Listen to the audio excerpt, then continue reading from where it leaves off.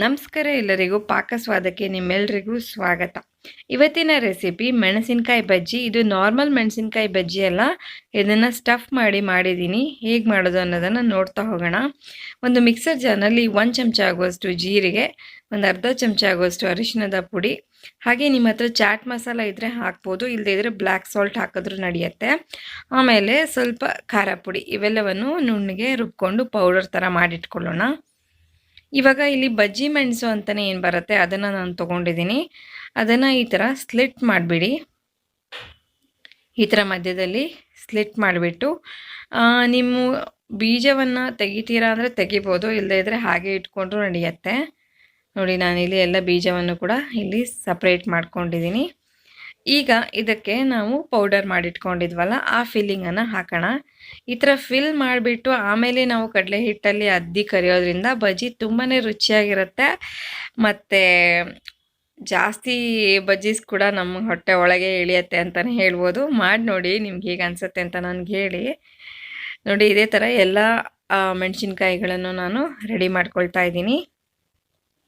ಇದಕ್ಕೆ ನೀವು ಈ ಬಜ್ಜಿ ಮೆಣಸು ತೊಗೊಂಡ್ರೆ ಚೆನ್ನಾಗಿರುತ್ತೆ, ಯಾಕಂದರೆ ನಾವು ಸ್ಟಫ್ ಮಾಡಬೇಕಲ್ವ. ತೆಳ್ಳಗಿರೋ ಮೆಣಸಾದರೆ ಅಷ್ಟು ಚೆನ್ನಾಗಿರಲ್ಲ. ಮತ್ತು ಇದಕ್ಕೆ ಸ್ವಲ್ಪ ಖಾರ ಕಡಿಮೆ ಇದ್ರೇ ಒಳ್ಳೆಯದು. ಖಾರ ಪುಡಿ ನಿಮಗೆ ಬೇಕು ಅನಿಸಿದ್ರೆ ಹಾಕ್ಕೊಳ್ಳಿ, ಇಲ್ದಿದ್ರೆ ಸ್ಕಿಪ್ ಮಾಡಿ. ಇವಾಗ ಮೆಣಸೆಲ್ಲ ರೆಡಿ ಆಯಿತು. ಇಲ್ಲಿ ಕಡಲೆ ಹಿಟ್ಟನ್ನು ತೊಗೊಂಡಿದ್ದೀನಿ 1 ಕಪ್ ಆಗುವಷ್ಟು. ಹಾಗೆ ರುಚಿಗೆ ತಕ್ಕಷ್ಟು ಉಪ್ಪನ್ನು ಸೇರಿಸ್ಕೊಂಡಿದ್ದೀನಿ. ಅಜ್ವಾನ್ ಕಾಳುಗಳನ್ನು ಸೇರಿಸ್ಕೊಂಡಿದ್ದೀನಿ, ಅಥವಾ ಓಮ್ ಕಾಳು ಅಂತ ಹೇಳ್ತಾರಲ್ಲ ಅದು. ಹಾಗೆ ಒಂದು ಸ್ವಲ್ಪ ಹಿಂಗು ಮತ್ತು ಒಂದು ಸ್ವಲ್ಪ ಅಡುಗೆ ಸೋಡಾವನ್ನು ಹಾಕ್ಕೊಂಡಿದ್ದೀನಿ. ನೀರನ್ನು ನಿಧಾನಕ್ಕೆ ಹೀಗೆ ಹಾಕ್ಕೊಳ್ತಾ ಒಂದು ಹಿಟ್ಟನ್ನು ತಯಾರಿಸ್ಕೊಳ್ಳೋಣ. ಹಿಟ್ಟು ಸ್ವಲ್ಪ ಗಟ್ಟಿಯಾಗೇ ಇರಬೇಕು, ತೀರಾ ನೀರಾಗಿ ಮಾಡ್ಕೊಳಕ್ಕೆ ಹೋಗಬೇಡಿ. ಇದರಲ್ಲಿ ನಾವು ಸ್ಟಫ್ ಮಾಡಿಟ್ಟಿದ್ವಲ್ಲ ಮೆಣಸಿನ್ಕಾಯಿ, ಅದನ್ನು ಈ ಥರ ಅದ್ಬಿಟ್ಟು ಸುತ್ತಲೂ ಒಂದು ಲೇಯರ್, ಒಂದು ಕೋಟಿಂಗ್ ಆಗೋ ಥರ ಹಿಟ್ಟು ಅಂಟ್ಕೊಂಡಿರಬೇಕು. ಆ ಥರ ಮಾಡಿಬಿಟ್ಟು ಎಣ್ಣೆಯಲ್ಲಿ ಒಂದು ಸರಿ ಕರೆದು ತೆಗೆದಿಟ್ಕೊಳ್ಳಿ. ನೋಡಿ, ಎಣ್ಣೆಯಲ್ಲಿ ಈಗ ಆಲ್ಮೋಸ್ಟ್ ಬೆಂದಿದೆ. ಇವಾಗ ಇದನ್ನು ನಾನು ತೆಗೆದಿಟ್ಕೊಂಡು ತಣಿಯೋದಕ್ಕೆ ಬಿಡ್ತೀನಿ.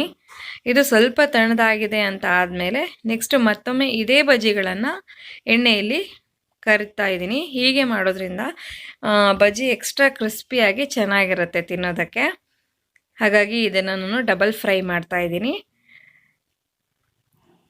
ನೋಡಿದ್ರಲ್ವಾ, ಈ ರೆಸಿಪಿ ನಿಮಗೆ ಇಷ್ಟ ಆಯಿತು ಅಂತ ನಾನು ಭಾವಿಸ್ತೀನಿ.